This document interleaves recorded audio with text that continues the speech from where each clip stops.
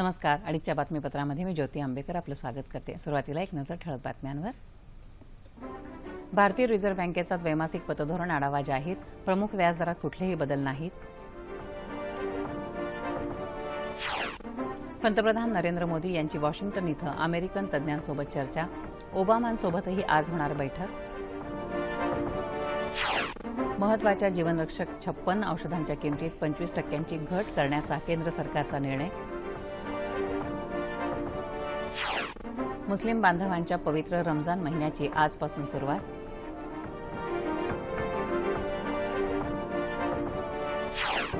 आणि नैऋत्य मोसमी पाऊस येत्या 36 तासात केरळच्या किनारपट्टीवर धडकण्याची शक्यता. आणि आता सविस्तर वृत्त. भारतीय रिझर्व्ह बँकेनं आज जाहीर केलेल्या द्वैमासिक पतधोरण आढाव्यामध्ये अपेक्षेप्रमाणे प्रमुख व्याजदर जैसे थे ठेवले आहेत. येत्या काळात कच्च्या तेलाच्या किमतीत होणारी वाढ आणि 7व्या वेतन आयोगाची अंमलबजावणी यामुळे महागाईचा अंदाज व्यक्त करत रिझर्व्ह बँकेनं रेपो दर 6.5% इतका कायम ठेवला आहे. चालू आर्थिक वर्षामध्ये देशाचा विकास दर 7.6% राहील. हा अंदाज बँकेनं यावेळीही कायम ठेवला आहे. रोख राखीव गुणोत्तर 4%, तर रिव्हर्स रेपो रेट 6% कायम ठेवण्यात आला असून जानेवारी 2017 पर्यंत किरकोळ महागाईचा दर 5% राहील असा अंदाज रिझर्व्ह बँकेनं व्यक्त केला आहे. गेल्या वेळच्या पतधोरण आढाव्यामध्ये केलेल्या व्याजदर कपातीचा लाभ बँकांनी ग्राहकांपर्यंत पोहोचवला की नाही याचा आढावाही रिझर्व्ह बँक घेणार आहे. उत्तम मोसमी पावसामुळे भविष्यात महागाई कमी होईल असा अंदाज बँकेनं व्यक्त केला आहे. त्यानंतरच व्याजदर कमी करण्याबाबत निर्णय घेता येईल असं रिझर्व्ह बँकेचे गव्हर्नर रघुराम राजन यांनी स्पष्ट केलं आहे. कॉर्पोरेट क्षेत्राची कामगिरी समाधानकारक आहे, मात्र खासगी गुंतवणुकीमध्ये अद्याप म्हणावी तशी प्रगती नसल्याचं मत राजन यांनी व्यक्त केलं. रुपया आणि डॉलरच्या मूल्यामध्ये होणाऱ्या चढ उतारांकडे बँकेचं बारीक लक्ष असून गरज पडल्यास रुपयाचं मूल्य स्थिर राखण्यासाठी आम्ही योग्य तो हस्तक्षेप करू असं राजन म्हणाले. एप्रिल महिन्यात व्याजदरात कपात केल्यानंतर गेल्या 2 महिन्यात महागाई विशेषतः अन्नधान्यावर आधारित महागाईमध्ये वाढ झाल्यामुळे आज व्याजदर कायम ठेवण्याचा निर्णय घेतल्याचं राजन यांनी स्पष्ट केलं. रघुराम राजन यांचा कार्यकाळ येत्या 4 सप्टेंबरला संपणार असून त्यांना मुदतवाढ मिळवण्याविषयी माध्यमात वेगवेगळे तर्कवितर्क आहेत. या संदर्भात त्यांना विचारलं असता असा निर्णय अद्याप झालेला नाही. हा निर्णय झाल्यास त्याची माहिती आपल्याला मिळेलच अशी सावध प्रतिक्रिया राजन यांनी यावेळी दिली. 5 देशांचा दौऱ्यावर असलेले पंतप्रधान नरेंद्र मोदी 4थ्या टप्प्यामध्ये अमेरिकेमध्ये पोहोचले असून आज त्यांनी वॉशिंग्टन इथं अमेरिकेच्या परराष्ट्र धोरणामध्ये महत्वाची भूमिका बजावणाऱ्या तज्ज्ञ व्यक्तींबरोबर चर्चा केली. सांस्कृतिक क्षेत्रामध्ये दोन्ही देशांसाठी आजचा दिवस महत्वाचा आहे, कारण भारतातून चोरट्या पद्धतीनं अमेरिकेमध्ये आलेल्या दुर्मिळ मूर्ती पंतप्रधान नरेंद्र मोदी यांच्या उपस्थितीमध्ये आज भारताच्या ताब्यात देण्यात आल्या. यापैकी काही मूर्ती राजस्थानमधल्या मंदिरातून चोरण्यात आल्या होत्या आणि त्या 7व्या ते 11व्या शतकातल्या म्हणजे प्रतिहार कालखंडातल्या असण्याचा अंदाज आहे. अमेरिकेच्या या कृतीबद्दल पंतप्रधानांनी अमेरिकेचे राष्ट्राध्यक्ष बराक ओबामा यांचे आभार मानले आहेत. त्यापूर्वी नरेंद्र मोदी यांनी अर्लिंग्टन इथल्या राष्ट्रीय स्मारकाला भेट दिली आणि अज्ञात सैनिकांना आदरांजली वाहिली. यावेळी अमेरिकेचे संरक्षण मंत्री ॲश्टन कार्टर पंतप्रधान मोदी यांच्यासोबत उपस्थित होते. त्यानंतर पंतप्रधानांनी कोलंबिया अंतराळयान स्मारकाला भेट दिली आणि या अपघातात मरण पावलेल्या अंतराळवीरांना आदरांजली वाहिली. पंतप्रधान आज अमेरिकेचे राष्ट्राध्यक्ष बराक ओबामा यांच्याशी विविध मुद्द्यांवर चर्चा करणार आहेत.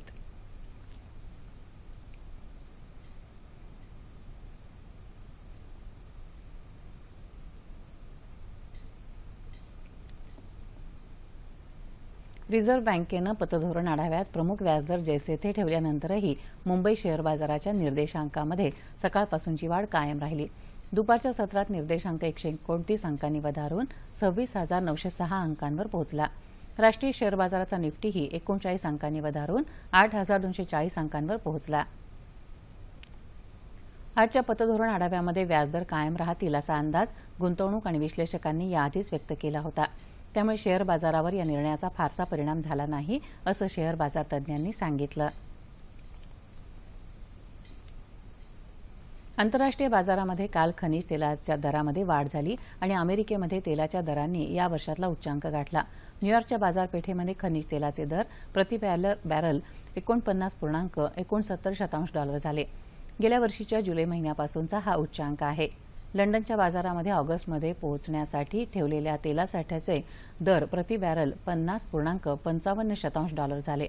सौदी अरेबियानं तेलाच्या दरात केलेली वाढ, कमकुवत डॉलर आणि आफ्रिकेतल्या सर्वात मोठ्या तेल उत्पादक नायजेरियाच्या तेल साठ्यावरचे हल्ले यामुळे तेलाच्या दरामध्ये वाढ झाली आहे. शाश्वत विकास साधतानाच कार्बन उत्सर्जन कमी करणं भारताचं ध्येय आहे आणि भारतानं हवामान बदल विषयक झालेल्या पॅरिस करारामध्ये ही कटिबद्धता व्यक्त केली आहे, अशी माहिती केंद्रीय पर्यावरण मंत्री प्रकाश जावडेकर यांनी दिली. ऊर्जा स्रोत संस्था टेरीनं मुंबईत आयोजित केलेल्या शाश्वत विकास विषयक परिषदेत जावडेकर यांनी आपल्या संदेशातून उपस्थितांशी संवाद साधला. येत्या काळात देशातील जीवाश्म इंधनाचा वापर कमी करून अपारंपरिक ऊर्जा स्रोत 40% वाढवण्याचा मनोदय त्यांनी व्यक्त केला. सरकारनं गेल्या 2 वर्षात एलईडी बल्बचा मोठा प्रसार केला असून त्यातून भविष्यात 22,000 मेगावॅट विजेची बचत होऊ शकेल, असं जावडेकर म्हणाले. पर्यावरण संवर्धन आणि उद्योग या 2 विरुद्ध गोष्टी नसून त्या एकसाथ चालू शकतात.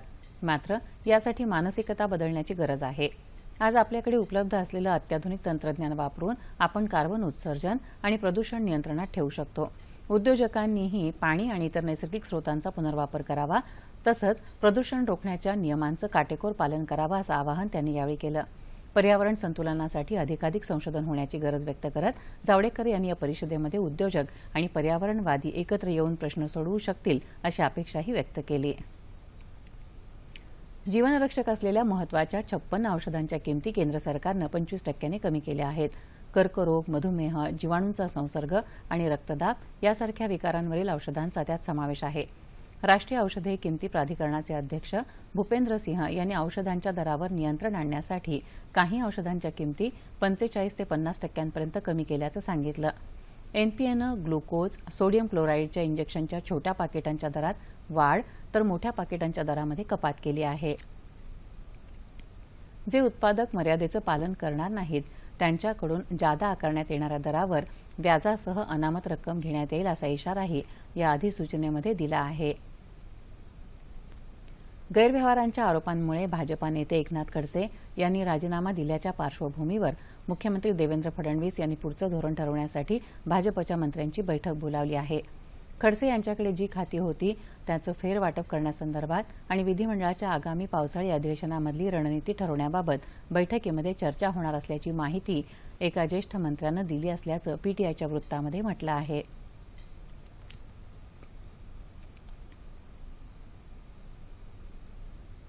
आठवले गटाला सत्तेमध्ये समाधानकारक वाटा देण्याचं आश्वासन भाजपा नेत्यांनी दिलं होतं.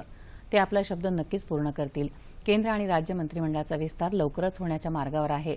मात्र त्यात आमच्या पक्षाला स्थान मिळालं नाही तर पुढच्या निवडणुकीमध्ये आम्ही वेगळा विचार करू, असं रिपाई आठवले गटाचे राष्ट्रीय अध्यक्ष खासदार रामदास आठवले यांनी म्हटलं आहे. कोल्हापूर इथं पत्रकारांशी ते बोलत होते. केंद्र आणि राज्यात सत्ता सहभागाबद्दल भारतीय रिपब्लिकन पक्षानं संयमाचं धोरण स्वीकारलं आहे. आपल्या पक्षानं भाजपला सत्तेसाठी नव्हे तर सत्ता परिवर्तनासाठी पाठिंबा दिला, असं आठवले यांनी यावेळी सांगितलं.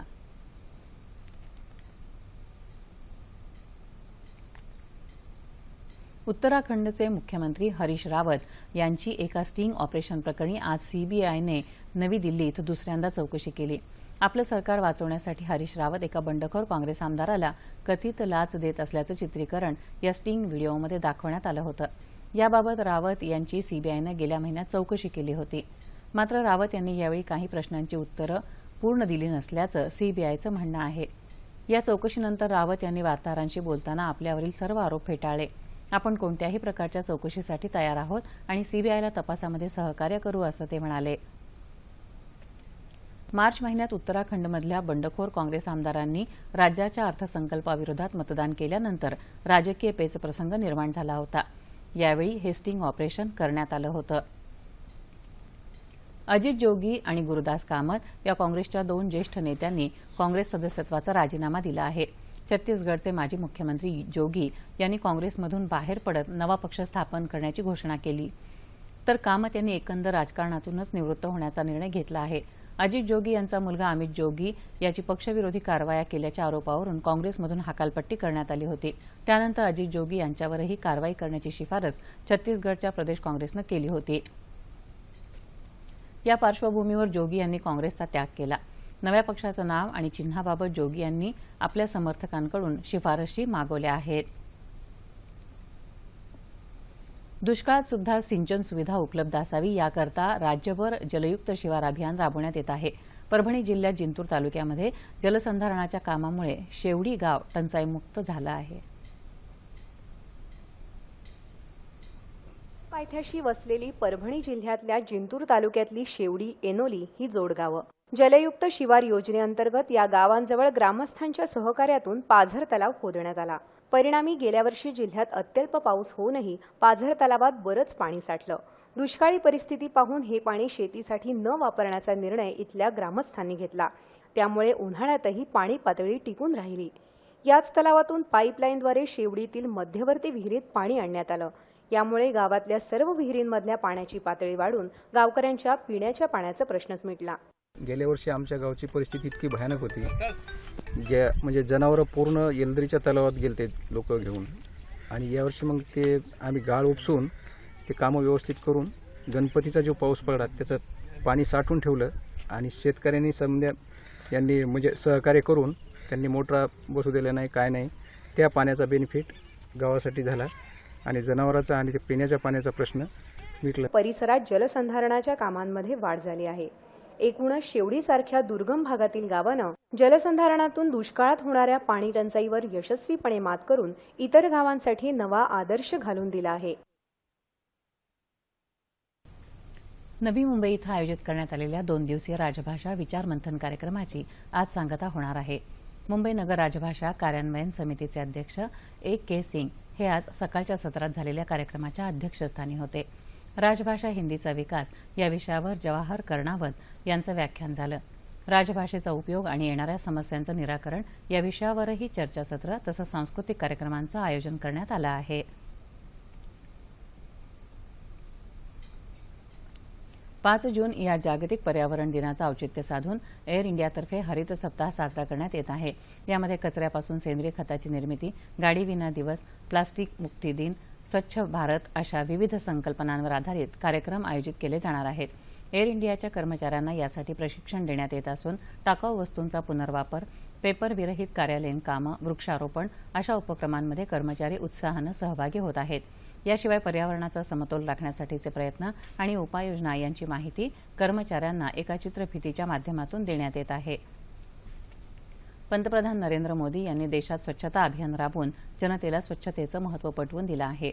2019 पर्यंत देशातल्या प्रत्येक घरात शौचालय बांधण्याचं केंद्र सरकारचं स्वप्न साकार करण्यासाठी जनजागृतीसोबतच कडक कारवाईची गरज आहे, असं मत सुलभ स्वच्छता आणि सामाजिक सुधारणा आंदोलनाचे संस्थापक डॉ. बिंदेश्वर पाठक यांनी नुकतंच नागपूर इथं व्यक्त केलं.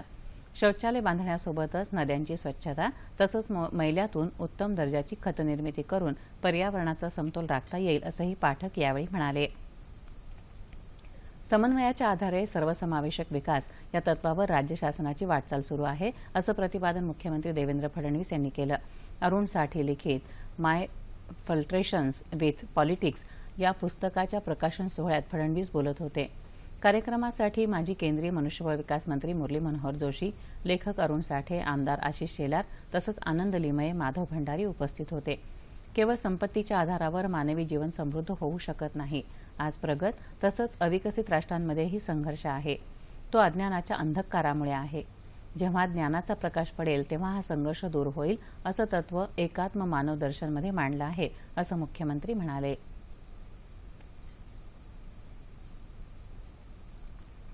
लातूर जिल्ह्यामध्ये लोकसहभागातून जलसंधारणाची महत्त्वाची कामं सुरू आहेत.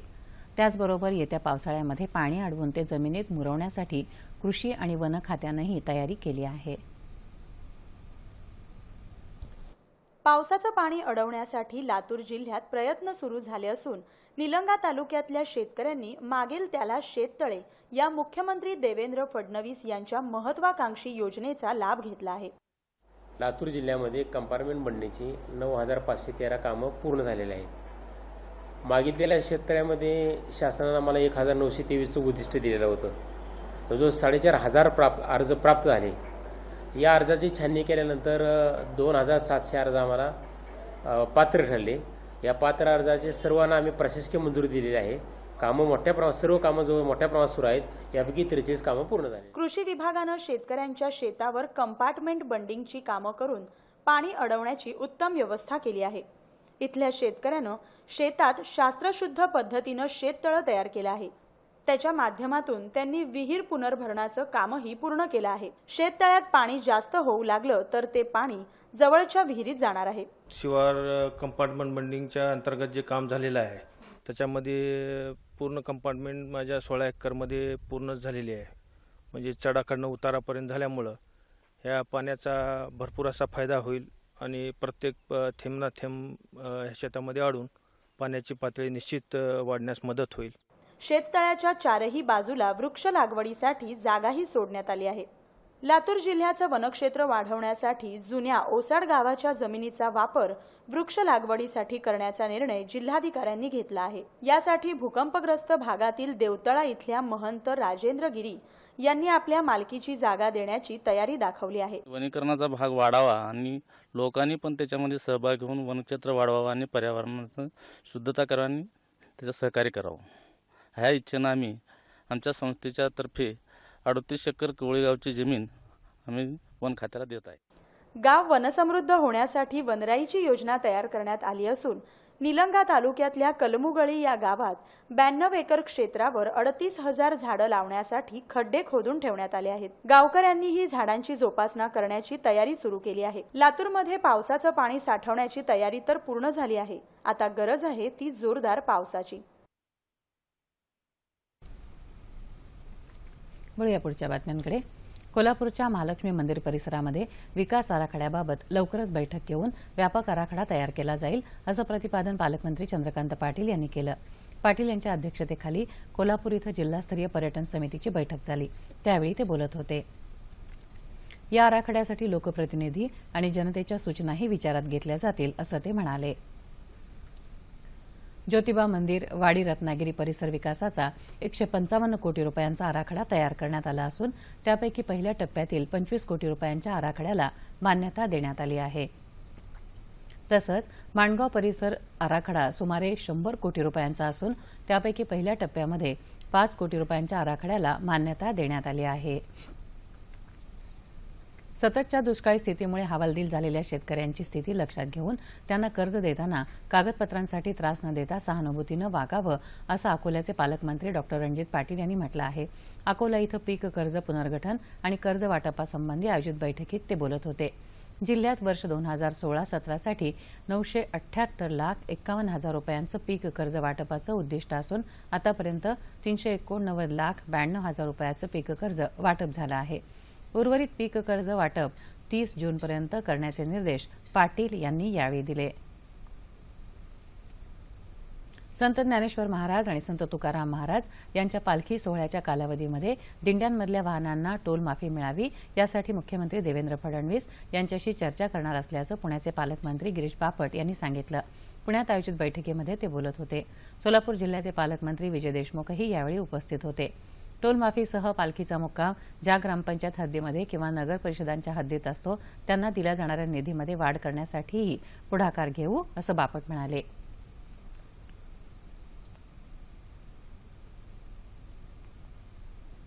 राज्यातल्या दुष्काळग्रस्त शेतकऱ्यांच्या पीक कर्जाचं पहिल्या वर्षाचं सर्व व्याज शासन भरणार आहे. पुढील 4 वर्षांमध्ये 6% व्याज भरणार असल्याची माहिती नागपूर जिल्ह्याचे पालकमंत्री चंद्रशेखर बावनकुळे यांनी दिली. बावनकुळे यांच्या अध्यक्षतेखाली नागपूरमध्ये पीक कर्ज आढावा बैठक झाली. त्यावेळी ते बोलत होते. नागपूर जिल्ह्यासाठी 1,007 कोटी 26 लाख रुपयांच्या पीक कर्जाच्या आराखड्याला मंजुरी देण्यात आली आहे. खरीप हंगामासाठी 768 कोटी रुपये तर रब्बीसाठी 339 कोटी रुपयांचं लक्ष्य ठरवण्यात आलं आहे. पावसाळ्याचे दिवस लक्षात घेऊन नागपूर शहरातल्या लहान मोठ्या नाल्यांच्या काठावरची आणि नाल्यातली अतिक्रमणं तातडीनं हटवण्याचे निर्देश नागपूरचे पालकमंत्री चंद्रशेखर बावनकुळे यांनी नागपूर महानगरपालिका आणि नाला सुधार प्रशासनाला दिले आहेत. या अतिक्रमणांसंदर्भात अनेक शिष्टमंडळांनी बावनकुळे यांची भेट घेऊन तक्रारी केल्या होत्या. याची दखल घेत पालकमंत्र्यांनी हे निर्देश दिले. नाल्यांमध्ये पावसाचं पाणी साठून ते आजूबाजूच्या वस्त्यांमध्ये शिरता कामा नये याबाबतच्या सूचनाही त्यांनी यावेळी संबंधितांना दिल्या. झोपडपट्टीवासियांना फोटो पास आणि मालकी हक्कांचं प्रमाणपत्र देण्यासाठी 424 झोपडपट्ट्यांबाबत पुन्हा सर्वेक्षण करण्याच्या सूचना त्यांनी दिल्या. सर्व झोपडपट्ट्यांना नियमानुसार विकास करण्याच्या दृष्टीनं सल्लागार नेमून 15 दिवसात कारवाई करण्याचे निर्देश बावनकुळे यांनी यावेळी दिले. कार्ला इथल्या एकविरा देवीच्या जागरण गोंधळाचा सोहळा काल मोठ्या उत्साहात पार पडला. उत्सवासाठी राज्याच्या विविध भागातून कोळी बांधव मोठ्या संख्येनं उपस्थित होते. प्रसिद्ध गायिका अनुराधा पौडवाल यांनी यावेळी कोळी गीतं सादर केली. एकविरा ट्रस्टचे अध्यक्ष अनंत तरे यावेळी उपस्थित होते.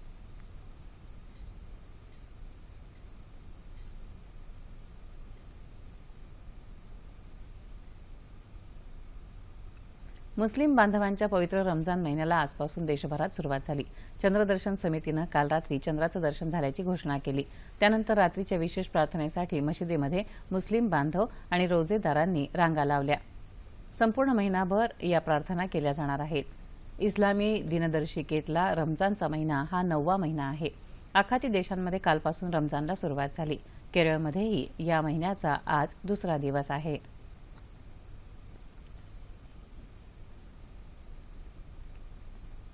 हवामान. नैऋत्य मोसमी पाऊस येत्या 36 तासांमध्ये केरळ किनारपट्टीवर दाखल होण्याची शक्यता भारतीय हवामान विभागानं व्यक्त केली आहे. त्यासाठी वातावरण अनुकूल असून केरळ आणि कर्नाटकच्या किनारी भागात येत्या 36 तासात जोरदार पाऊस पडेल असा अंदाजही वेधशाळेनं व्यक्त केला आहे. अकोला, सिंधुदुर्ग आणि परभणी इथं काल रात्री पावसानं दमदार हजेरी लावली. येत्या 24 तासात उत्तर कोकण आणि विदर्भात तुरळक ठिकाणी तर राज्याच्या उर्वरित भागात काही ठिकाणी हलक्या स्वरूपाचा तसंच मुंबई, पुणे आणि आसपासच्या परिसरात काही ठिकाणी मेघगर्जनेसह पाऊस पडण्याची शक्यता हवामान विभागानं वर्तवली आहे. आणि आता ठळक बातम्या पुन्हा एकदा. भारतीय रिझर्व्ह बँकेचा द्वैमासिक पतधोरण आढावा जाहीर. प्रमुख व्याजदरात कुठलेही बदल नाहीत. पंतप्रधान नरेंद्र मोदी यांची वॉशिंग्टन इथं अमेरिकन तज्ज्ञांसोबत चर्चा. ओबामांसोबतही आज होणार बैठक. महत्वाच्या जीवरक्षक 56 औषधांच्या किमतीमध्ये 25% घट करण्याचा केंद्र सरकारचा निर्णय. मुस्लिम बांधवांच्या पवित्र रमजान महिन्याची आजपासून सुरुवात.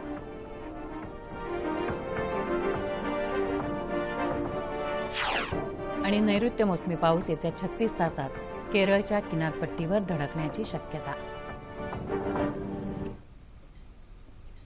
याबरोबरच हे बातमीपत्र संपलं. पुन्हा भेटूया संध्याकाळी 5 वाजता सह्याद्री वाहिनीवर.